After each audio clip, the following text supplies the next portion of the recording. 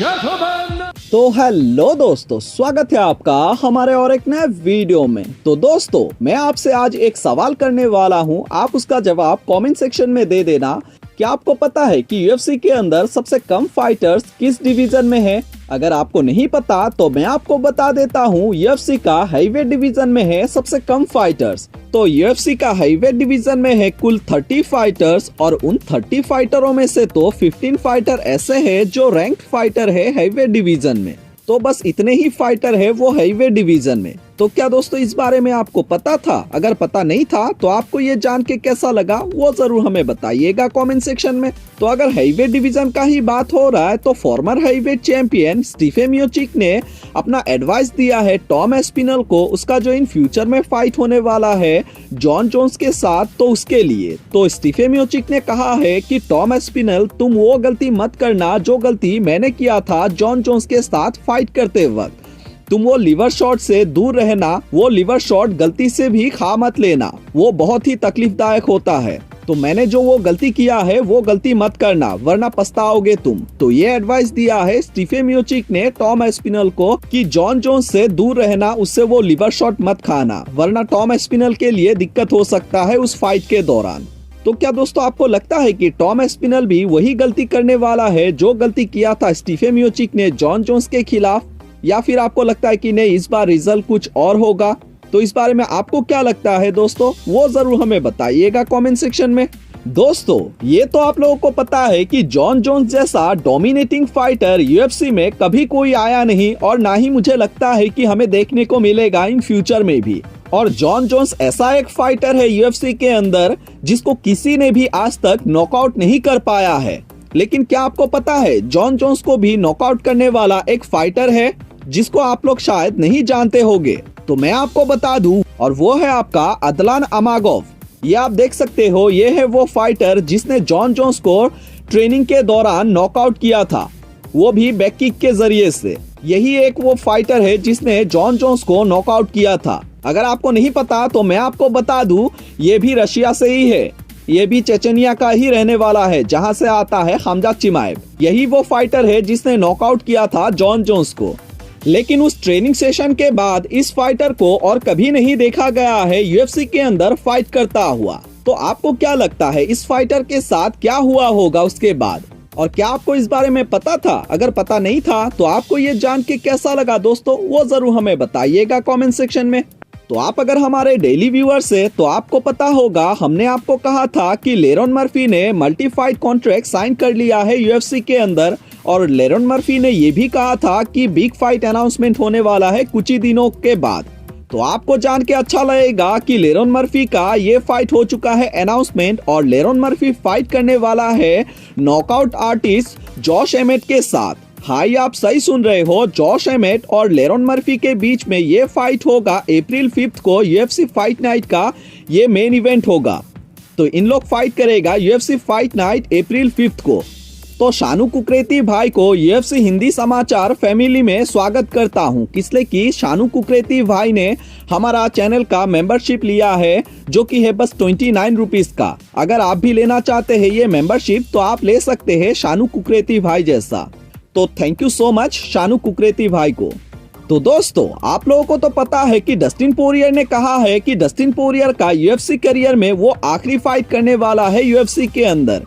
तो इसी को लेके डस्टिन पोरियर ने ये भी कहा था कि डस्टिन पोरियर किसी ऐसे फाइटर के साथ फाइट करेगा जिसका लेजेंड वाला स्टेटस हो। तो इसी को लेके जब डस्टिन पोरियर से पूछा गया था क्या आप फाइट करने वाले हैं पैडी पिमलेट के साथ, तो डस्टिन पोरियर ने कहा है कि नहीं, मैं पैडी पिमलेट के साथ बिल्कुल फाइट नहीं करने वाला हूं, मैं किसी लेजेंड वाला स्टेटस रखने वाला फाइटर के साथ ही फाइट करने वाला हूं। तो इसी को लेके डस्टिन पोरियर को स्लैम करते हुए नेट डियाज ने कहा है कि डस्टिन पोरियर, तुम्हें पता है कि पैडी पिमलेट तुमसे अच्छा है, तुम इसीलिए उससे दूर भाग रहे हो, वरना तुम उसके साथ फाइट कर लेते। तो इसी को लेके पैडी पिमलेट ने भी जवाब दिया है और पैडी पिमलेट ने कहा है कि डस्टिन पोरियर, तुम जब फाइट कर सकते हो नंबर 12 में रहने वाला बेनोट सैन डेनिस के साथ, तो मेरे साथ फाइट करने में दिक्कत कहाँ आ रहा है? तुम्हें पता है कि तुम अगर मेरे साथ फाइट करोगे तो तुम्हारा क्या हशर होने वाला है, तुम इसीलिए मुझसे फाइट नहीं करना चाहते हो। तो ये कहना था पैडी पिमलेट के तरफ से डस्टिन पोरियर को। तो डस्टिन पोरियर ने भी जवाब दिया है वापस से पैडी पिमलेट को और नेट दियाज को। तो डस्टिन पोरियर ने कहा है कि तुम दोनों, मुझे पता है तुम मेरे साथ अपना नाम जोड़ना चाहते हो, लेकिन भूल जाओ ये होने नहीं वाला है। मैं तो फाइट करूंगा किसी लेजेंड वाला स्टेटस रखने वाला फाइटर के साथ ही। मैं फाइट नहीं करने वाला हूं पैडी पिमलेट के साथ, ये मेरा आखिरी फैसला है। तो ये कहना था डस्टिन पोरियर के तरफ से पैडी पिमलेट को। तो दोस्तों आप बताना, आप किसके साथ डस्टिन पोरियर को अपना UFC करियर का आखिरी फाइट करता हुआ देखना चाहेंगे वो UFC के अंदर, वो जरूर हमें बताइएगा कमेंट सेक्शन में। तो अगर पैडी पिमलेट का ही बात हो रहा है तो पैडी पिमलेट ने अपना फ्यूचर प्लान भी रिवील किया है। तो पैडी पिमलेट चाहता है कि वो फाइट करे और 3 बार 2025 में और उसके बाद 2026 में सीधा फाइट करे वो लाइट वेट चैंपियनशिप के लिए। तो पैडी पिमलेट का प्लानिंग कुछ इस तरह का है कि वो फाइट करना चाहता है UFC 314 में, जो कि होने वाला है मायामी में। तो वहां पे फाइट करना चाहता है और उसके बाद पैडी पिमलेट चाहता है कि वो फाइट करे अबू धाबी में जाके। और पैडी पिमलेट अपना तीसरा फाइट करना चाहता है 2025 में अक्टूबर मंथ में। तो ये है पैडी पिमलेट का प्लानिंग 2025 का। और उसके बाद पैडी पिमलेट को लगता है कि ये तीनों फाइट जीतने के बाद पैडी पिमलेट को लगता है कि पैडी पिमलेट फाइट कर सकता है वो लाइट वेट चैंपियनशिप के लिए, तब जो भी चैंपियन होगा लाइट वेट डिवीजन का। तो ये प्लानिंग है पैडी पिमलेट का। लेकिन दोस्तों आप बताना, क्या आपको लगता है कि पैडी पिमलेट का इस प्लानिंग को वो सक्सेसफुली अचीव कर पाएगा? तो इस बारे में आपको क्या लगता है वो जरूर हमें बताइएगा कमेंट सेक्शन में। तो दोस्तों क्या आप है मैक्स होलोवे का एक बहुत बड़ा फैन? तो आप अगर है मैक्स होलोवे का एक बहुत ही बड़ा फैन तो आपके लिए है एक बहुत ही बड़ा न्यूज मैक्स होलोवे के तरफ से। मैक्स होलोवे का नेक्स्ट फाइट हो चुका है फिक्स, लेकिन बस अब मैक्स होलोवे वेट कर रहा है कि UFC वाले कब अनाउंसमेंट करेगा उस डेट का जब फाइट करेगा मैक्स होलोवे वापस से UFC के अंदर। ये कहना था मैक्स होलोवे के तरफ से। तो मैक्स होलोवे ने तो पूरा हिंट दे दिया है कि मैक्स होलोवे का हो चुका है फाइट फिक्स, लेकिन मैक्स होलोवे ने ये रिवील नहीं किया है कि वो फाइटर कौन होने वाला है जिसके साथ मैक्स होलोवे फाइट करेगा। लेकिन मैक्स होलोवे ने ये जरूर कह दिया है कि मैक्स होलोवे बस वेट कर रहा है उस डेट का। लेकिन दोस्तों आप बताना, आप किसके साथ मैक्स होलोवे को फाइट करता हुआ देखना चाहेंगे उस UFC के अंदर, वो जरूर हमें बताइएगा कमेंट सेक्शन में। तो अगला अपडेट निकल के आ रहा है मिडिल वेट डिवीजन से। आपको पता है कि कुछ दिनों पहले नासुरुद्दीन इमामोव ने हरा दिया था इस्राइल अदासानिया को UFC फाइट नाइट में। तो उस फाइट के बाद नासुरुद्दीन इमामोव का हो चुका है प्रमोशन उस मिडिल वेट डिवीजन में और नासुरुद्दीन इमामोव अभी हो चुका है नंबर 1 फाइटर वो मिडिल वेट डिवीजन में। हाँ, ये आप सही सुन रहे हो, उस मिडिल वेट डिवीजन में नासुरुद्दीन इमामोव है अभी नंबर 1 रैंक फाइटर उस मिडिल वेट डिवीजन का।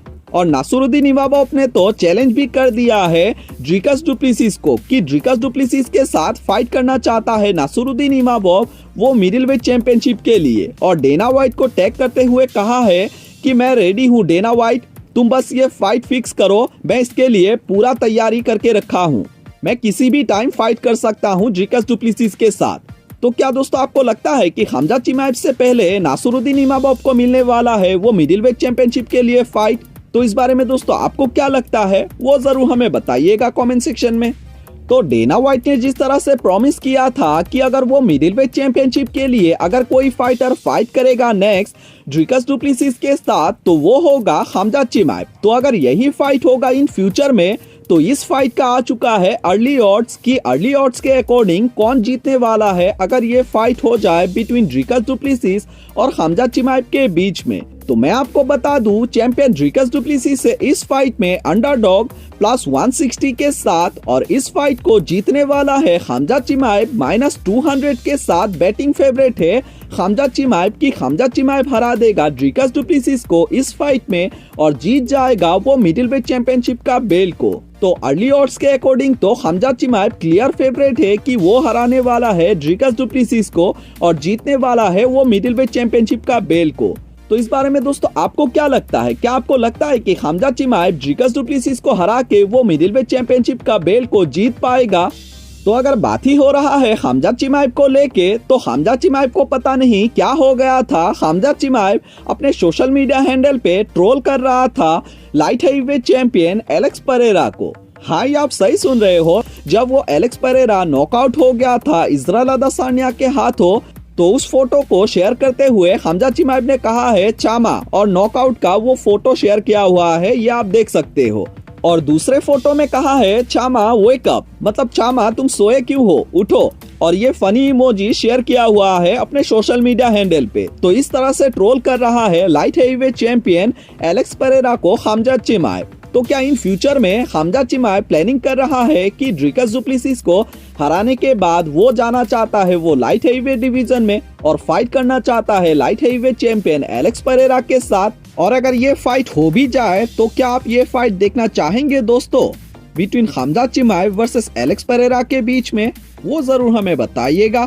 तो अगर बात ही हो रहा है एलेक्स पेरेरा को लेके, तो मागोमेद एनक्लेव ने भी एलेक्स पेरेरा को लेके बहुत ही बुरा भला कहा है अपने सोशल मीडिया हैंडल पे। मागोमेद एनक्लेव ने कहा है कि एलेक्स पेरेरा का फाइट होने वाला है UFC 313 में, लेकिन एलेक्स पेरेरा को उसका कुछ परवाह ही नहीं। एलेक्स पेरेरा बिंदास घूम फिर रहा है, जबकि एलेक्स पेरेरा को करना चाहिए ट्रेनिंग, वो छोड़ के एलेक्स पेरेरा घूम फिर रहा है। वो भूल ही गया है कि वो फाइट करने वाला है अपने जिंदगी के लिए, वो मार्च 8 को। तो उसे अच्छे से घूमने दो, लेकिन मेरा एक बात याद रखना, मैंने अपने पूरे जिंदगी में कभी किसी को हर्ट करना नहीं चाहा, मैंने कभी किसी को तकलीफ देना नहीं चाहा, लेकिन मैं दिल से चाहता हूँ कि एलेक्स पेरेरा को मैं तकलीफ दूं। वो मार्च 8 को हम लोगों के बीच में जिस दिन फाइट होगा, मैं दिल से चाहता हूं कि एलेक्स पेरेरा को मैं तकलीफ दूं, और मैं दूंगा भी वहां पे।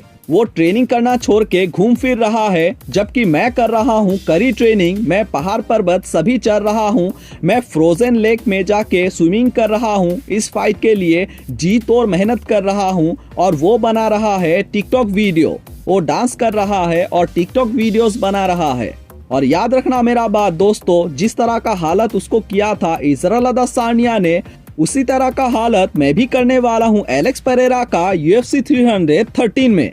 ये मेरा बात को मार्क करके रखना, मैं भी एलेक्स पेरेरा का हालत उसी तरह का करने वाला हूं। तो ये वार्निंग था मागोमेद एनक्लेव के तरफ से एलेक्स पेरेरा को। तो मागोमेद एनक्लेव को तो नहीं लगता है कि एलेक्स पेरेरा पूरा ध्यान दे रहा है इस फाइट के लिए, बल्कि वो छोड़ के एलेक्स पेरेरा घूम फिर रहा है, टिकटॉक वीडियोस बना रहा है।